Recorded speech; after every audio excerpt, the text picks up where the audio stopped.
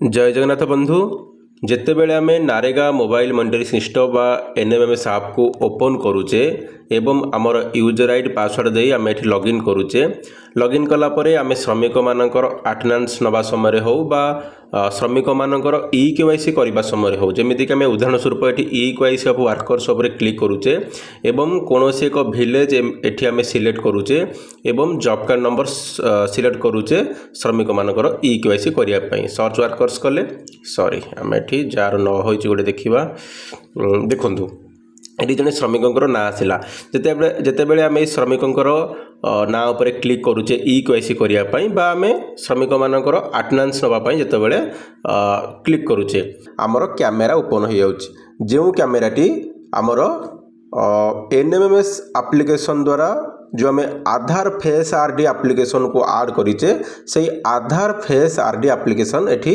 camera को open करुछि एवं सही आधार फेस आरडी आपण माने देखि पारुथिबे एठी आपणकर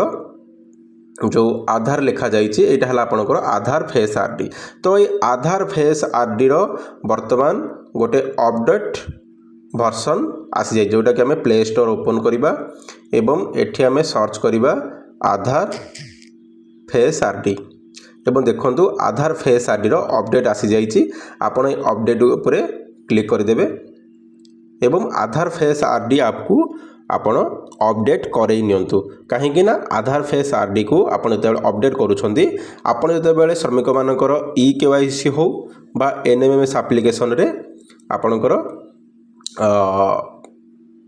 श्रमिक मानकर अटेंडेंस नवा हो बा केवाईसी करबा हो बहुत स्पीडी हम फेस ऑथेंटिकेशन जल्दी हम से आपण मैंने ये आधार फेस आरडी को वर्तमान अपडेट करई नियंतु तो आम ये अपडेट करई देइछे एवं जहाँद्वारा आमर एनएमएमएस ऐप वर्तमान स्पीडी होई परिबो ऑथेंटिकेशन कला समय रे तो यह थिला गोटे अपडेट